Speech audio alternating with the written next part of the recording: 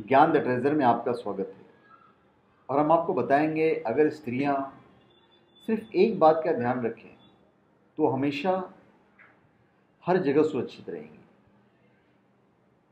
पुराने समय से ही विशेष रूप से महिलाओं के लिए कई तरह के नियम और परंपराएं बनाई गई जिनका पालन करना स्त्रियों के लिए अनिवार्य किया गया है, क्योंकि उनकी सुरक्षा की दृष्टि से इन नियमों के पीछे स्त्रियों की सुरक्षा मुख्य उद्देश्य बताया गया है। चूंकि स्त्रियों को ही घर परिवार का मान सम्मान का प्रतीक माना गया है, लक्ष्मी माना गया है, लिहाजा किसी भी कारण से स्त्री का मान सम्मान या प्रतिष्ठा पर कोई सवाल उठता है तो उससे पूरे परिवार को परेशानियों का सामना करना पड़ता है। इसी वजह से स्त्रियों के संबंध में कई नियम बनाए गए हैं और वो नियम जहां तक है बिल्कुल सही है। इन नियमों के संबंध में चाणक्य ने भी कहा है, नदी तीरे च ये वृक्षां पर गेहुसु कामिनी मंत्रिहीनाश्च राजनः शीघ्रम न शृण्वन्तम संशयम्।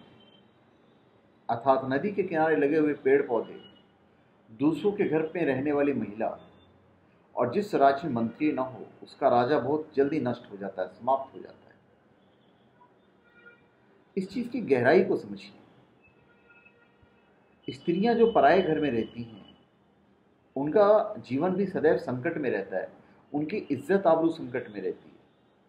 तो स्त्रियों को हमेशा अपने माता पिता के घर रहना चाहिए या पति के यहाँ ही रहना चाहिए।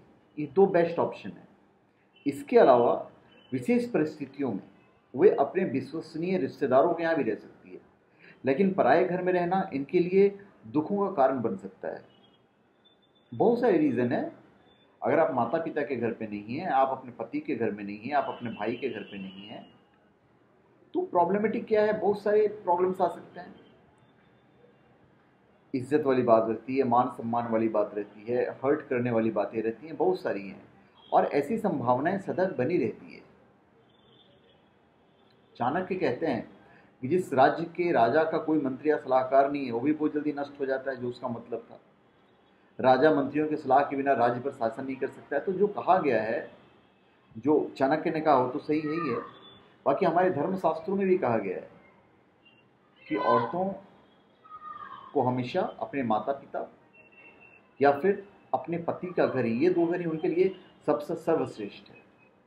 तो धन्यवाद। आप हमारे चैनल पे सब्सक्राइब करें या अपने कमेंट दीजिए। धन्यवाद।